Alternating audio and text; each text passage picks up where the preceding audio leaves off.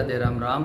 குருநாதர் ஒரு மதுரகீதத்தில் சொல்லுவார், நிதியும் பதவியும் சுகபோக வாழ்க்கையும் முன்கருணை என்பார் அறிவிலா மூடர் அப்படின்னுட்டு. உலகம் ஒரு ஸ்கேல் வச்சுருக்கு. யார் பெரிய பாக்கியவான் அப்படின்னுட்டா, யாருக்கு பணம் சம்பாதிக்கக்கூடிய திறன், அந்த ஆற்றல் நிறைய இருக்கோ, நிறைய பணம் சம்பாதிக்கிறாரோ, யாருடைய மனைவி அவருக்கு ரொம்ப அனுகூலமாக அவருடைய காரியங்கள்லாம் ரொம்ப ஒத்துழைப்பாக இருக்காங்களோ, யாருக்கு பதவியெல்லாம் தேடி தேடி வருதோ, அவங்கெல்லாம் பெரிய பாக்கியவான்கள் அப்படின்னு நினைக்கிறாங்க. ஆனால் அப்படி பார்த்தோம்னா, இப்போது துக்காராம் மகராஜ் இருந்தார், அவருடைய மனைவி அவருக்கு அனுகூலமாக இல்லை, அவர் ரொம்ப ஏழ்மையில் கஷ்டப்பட்டார்னு பார்க்குறோம். நாமதேவர் ரொம்ப சிரமப்பட்டார் அப்படின்னு பார்க்குறோம்.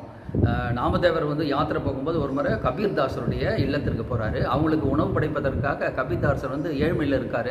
தன் மனைவியை எடுத்துகிட்டு போய் கடையில் அடமானம் வச்சார் அப்படின்னு நம்ம பார்க்குறோம். எப்பேற்பட்ட ஒரு ஏழ்மையில் கஷ்டப்பட்டார் அப்படின்னு பார்க்குறோம். ஈவன் ராமானுஜருடைய சரித்திரத்தில் அவருடைய மனைவியே அவருக்கு அனுகூலமாக இல்லைன்னு பார்க்குறோம். அவருடைய பக்தர் ஒரு முறை அவருக்கு உணவு படைப்பதற்காக தன் மனைவியோட கூந்தலை கட் பண்ணி மார்க்கெட்டில் விற்று அந்த காசை கொண்டு சாதுக்களுக்கு உணவு படைத்தார் அப்படின்னு பார்க்குறோம். அப்போது உண்மையாக சத்சங்கத்தில் ஒரு ஸ்கேல் அப்படின்னுட்டா, யார் குருநாதருடைய கோவிந்தனுடைய மனதில் இடம் பிடிக்கிறார்களோ அவர்களே பெரிய பாக்கியவான்கள் அப்படிங்கிறத நம்ம புரிந்து கொள்ளணும். ராதே ராதே.